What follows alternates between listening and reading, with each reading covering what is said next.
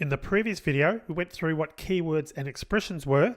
In this video, we're going to talk about statements, whitespace, and indenting, what they are and why they're important within Java applications. So I've created a new project called Statements, Whitespace, and Indenting. So let's start off and just enter a expression. We're going to type the whole line, int,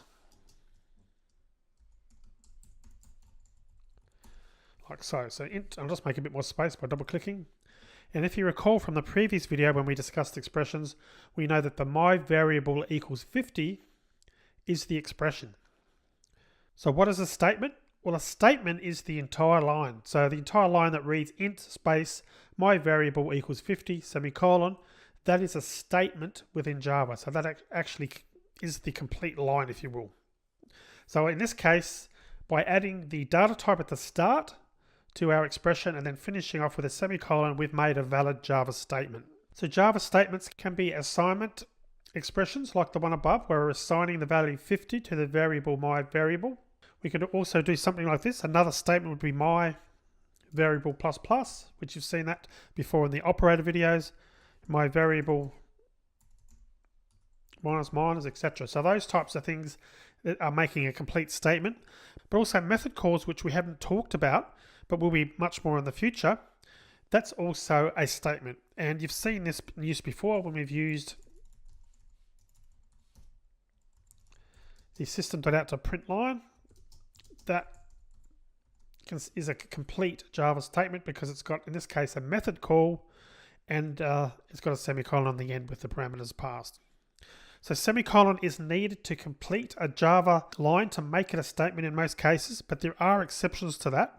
And as we go through this video, I'll talk more about those. The other thing to keep in mind with statements is they don't have to be on the one line. So in the case above with the system.out to print line, I could have done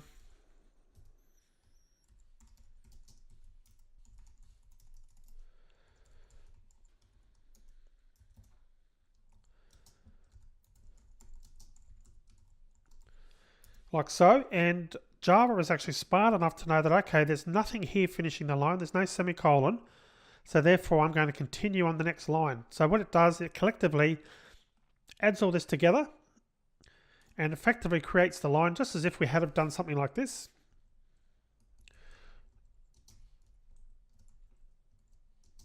So as far as Java is concerned, that is exactly the same as what we typed in that case below. So with the pluses and so forth, but if we go back and put down what it was before, put back to what it was before, that is still valid as well. So you'll see that in Java code, and often it's a good idea to do that, to break up your code so it makes more sense, so it's more readable. From Java's perspective, it doesn't care if it's on one line or on many lines, provided you're not trying to end the line. So for example, if we tried to put a semicolon there, Java's going to get into difficulty because it's now saying, well, there's no bracket here, and it's expecting a bracket because we put a terminator there. We put the semicolon, which is acting as a terminator to close off the line, so to speak. Get rid of that again, and it should be good to go. So we could just run that to make sure it's working. And we get an error. Why do we get the error? Well, I haven't put the plus there, have I? So I need to put plus, which makes it valid, and now we should be able to run it. And as you can see, we've got the answer over there, so it's working fine. The other thing is you can have multiple statements on the one line. So for example, we could put int another variable equals 5, and we can then put my variable minus minus, like so. So as far as Java is concerned, that is still valid because it's found the separator, and as far as it's concerned, that's exactly the same as if you had typed it like that. Now often I would recommend not putting statements on the same line because it can get confusing, and it just does take a little bit more effort to figure out whether that's all part and parcel on the same line. But the bottom line is you can put many things on the same line if you want to do that. We could take that even further. We could put, that was IntelliJ adding this to the next, going to the next line. That was something that I did. So we could go back there like so, and that is still completely valid as far as Java is concerned. We can run that, and it's quite happy, as you can see. So you can saw that when I started typing system.out to print line, IntelliJ tried to put it on the next line because it figured it would be better on the next line. But the bottom line is you don't have to do that. You can put them on the same line if you want to. And it's Java looking at it, knowing and knowing, okay, that's a complete statement because we've got something ending in a semicolon, and then it's looked at this and found out that yes, there's a data type, and then there's an expression, that's a valid line. And looking at the code line by line with the semicolons, it's figuring it out. So of course you're going to get into difficulty if you try and not include a semicolon, because it's going to be going, well, hang on, semicolon's expected. Well, there you go, that makes it valid again. So that brings up the concept of whitespace. And the point about whitespace is, so whitespace is the space in between some of your expressions, your operators and so forth. In the example above, for example, I put int, there's a space between the word int and the variable name, which we've discussed before, is to make sure that Java is aware that they are separate things. But whether you had one space or whether you have 10 spaces, Java won't mind. You can even go like something like that if you really wanted to.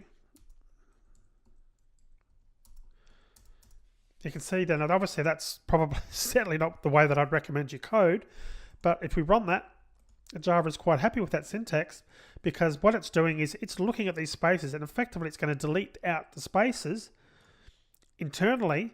And as far as it's concerned, it's going to be exactly the same internally as that there. So it will figure it out. So generally speaking, it's a good idea to use spaces to clarify the meaning of particular things. Another common place to put spaces is in between variable names and operators, for example. You can see there I've got a space between the equal sign and the variable name, and likewise between the equal sign again and the literal value of 50 as well. So in general, white space, you can do whatever you like there, and Java will happily ignore the white space and work quite happily. Okay, next is the concept of indentation. So indentation is indenting your code so that it's more readable. So looking at a worst case scenario, if we went back and changed this code and removed all the extra spaces,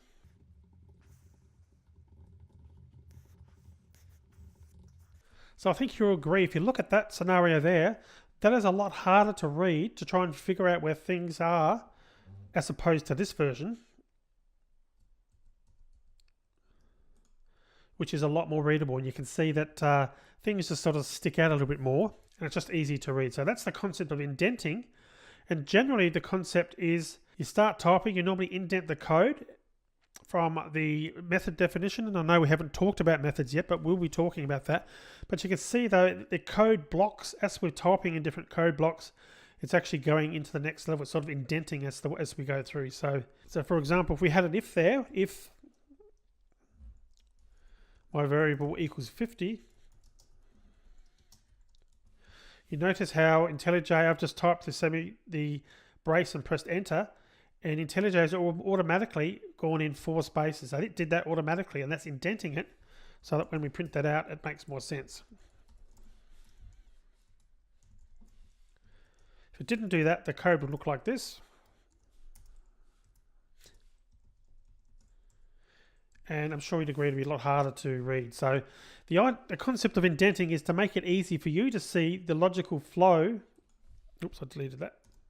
The logical flow of the code. So indenting is important to make sure that things are as they should be. And one of the cool things is you can't really go wrong anyway, because if you do mess up the indenting, and I'm just going to mess up a few things here just to show you, like so.